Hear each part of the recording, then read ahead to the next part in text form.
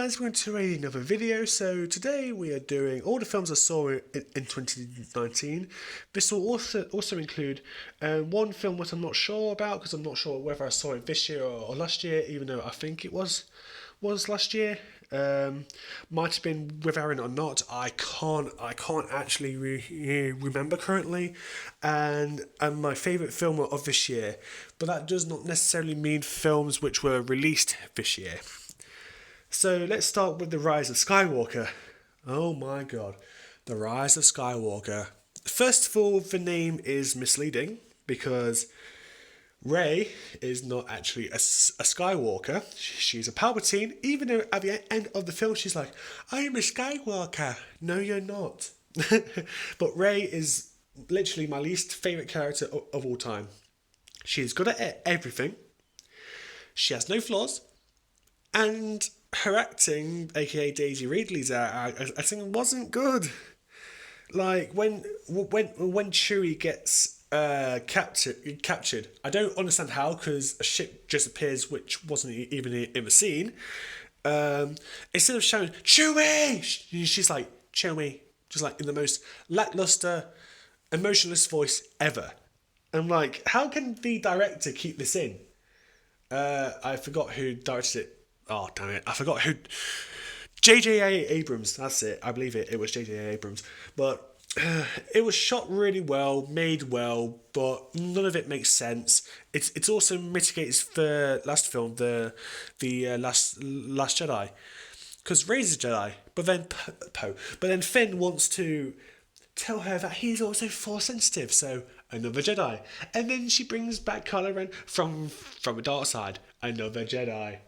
And then you have Palpatine, who does the same thing which I've gotten killed the first time.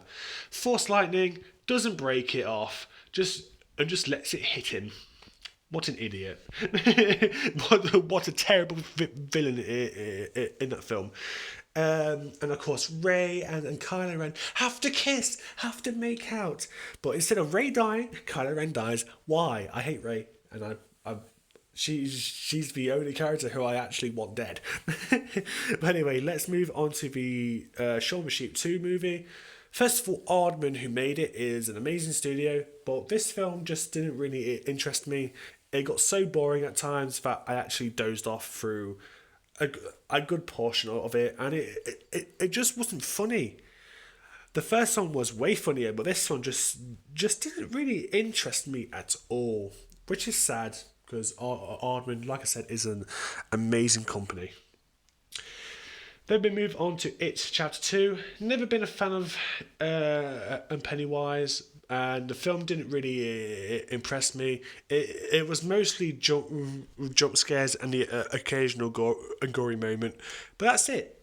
You know, like I just didn't enjoy it much. You know, I was just like, it's fine. That's it. Lion King, I loved to see the remake. I've actually watched it recently, and I enjoyed it a lot more this time than I did the first time, because honestly I was tired at the time, but also I found it a bit dull, so I actually did fall asleep briefly. But overall, it's really well made, and it is a classic story. And then we have Fighting With My Family, which follows the story of the wrestler Paige from her childhood to when she eventually wins the Divas title against AJ Lee, which I saw the actual match, and her emotion isn't scripted whatsoever, but her win is, of course, because wrestling is scripted, but all of the hits aren't actually, gentle. Some people do generally get punched in the face or kicked in the face. And anyway, I think her life growing up was okay. She had a good brother who ran a wrestling. Well, it wasn't her brother. It was her parents who ran a wrestling training school. Her brother and her, of course, trained there, and her brother worked there. He even managed to train a blind kid to wrestle. He didn't make it into WWE though, unlike Paige, which is sad. But he did continue to train wrestlers, and I think he's still doing something similar now. Overall, a good film, and I did actually quite enjoy it. Now, The Dead Don't Die is definitely the cheapest film on this list, but it was just something about it really connected to me and Aaron alike, and we loved it. You know, very strange scenes as well, like when the main woman just walks into a group of zombies because she sees her grandma, who is of course a zombie, and she wants to be with her. So she purposely walks out the car and gets absolutely shredded. That brings a new meaning to a willing victim. But overall, the film was really good. It kept us hooked. And for some reason, there was an alien spaceship, which one of the women characters who had a katana, I believe she was also in Doctor Strange. That woman turned out to be an alien. So it's just hard to explain because it's such an odd film, but it's one I would definitely see again. Knives Out. So Knives Out is one of those films which is a very good like detective slash mystery film. Not my usual genre, but honestly, I thought it was amazing. And there was hints of comedy in there and actual genuine like quite hard moments which would happen in genuine cases. I think the best part of this though is the ending. When the guy who was eventually caught, it was like the brother of the rich family or some, pardon me, or something. He lunged at her with a knife. Instead of it being a real knife piercing her heart, it was a prop knife. When you press it down onto the ground, it just folds in and doesn't even hurt you.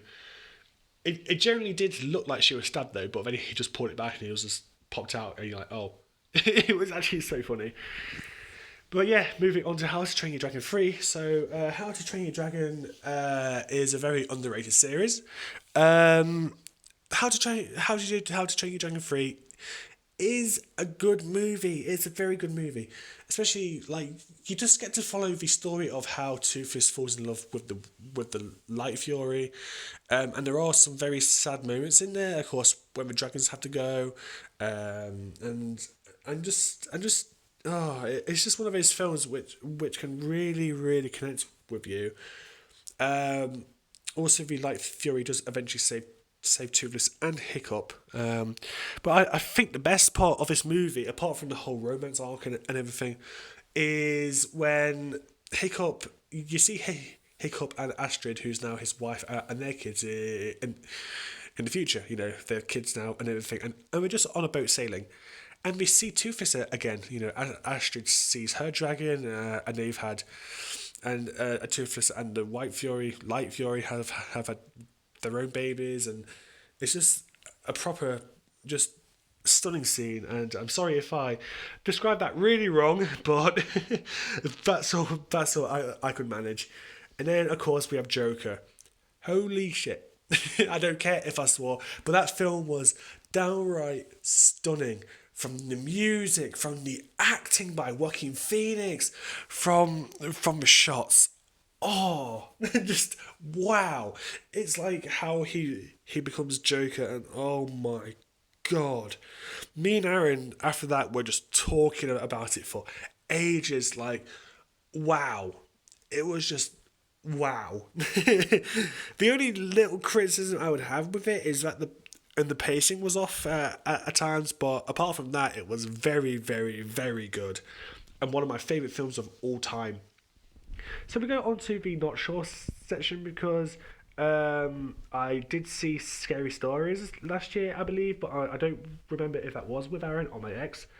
I didn't like that film all too much. The costume design was terrible, and the monsters were just meh. It was just a very meh film overall. And there's one I actually forgot to put down, which I also saw last year, Aladdin, but I saw that with my ex. Good film. It was nice to see a visual representation, and that's one of my more favourite Disney films, if I'm honest. And then my favourite film of this year, in terms of films I've seen this year, I think I've only seen two. Birds of Prey. No, three. Birds of Prey, Sonic, and 1917. Sonic was good, better than expected, even though it was still quite a mediocre film, but at least it wasn't cheap. It was very, very well made. Birds of Prey, I'm still not a fan of Harley Quinn, and her character still made me very uncomfortable, just wanting to get high all the time and everything like that. But overall, the film was really good, and the bad guy kind of just died at the end. Like just died. I'm like, okay, what? It was actually Ewan McGregor as well who played Obi-Wan, but the ending was a bit weird to me, if I'm honest. It was so sudden, and I'm like, okay, this is just strange, if I'm honest. And then, of course, in 1917, had the same impact on me and Aaron as Joker. So we went and saw it together. First time we both seen it like a Joker, and we were both awestruck, just like Joker. Like 1917 is shot in a way that it looks like one continuous shot, and oh my god, it was just incredible, based off a true story. You don't expect one of the main characters to die. They save a German pilot who just turns around and stabs him. Like what? But overall, the story was amazing, and the scene when the one of the characters run across this field being like shot at with mortar shells is just intense. But honestly, it was so well made, and it's also one of my favorite films of all time. Now, I just want to go through films which I've seen over the past few weeks, which I still adore. Harry Potter, all of the How to Train Your Dragon series. I've also rewatched Spider Man and Spider Man into the Spider Verse. I've actually got back into Pokemon movies, especially the Lucario movie, the Rise of Darkrai, which is actually stunning, especially with the music. And I would also say, what's another good one which I've watched? Kung Fu Panda. Even though I need to get number three. So yeah, this is where this video is going to end, and yeah, thank you again to Aaron for the suggestion, and subscribe to Ignite the Fire, and yeah, I will see you guys in the next one. Okay, peace, everybody. Stay safe. And it didn't pause. What the heck? Failed ending. Failed ending again.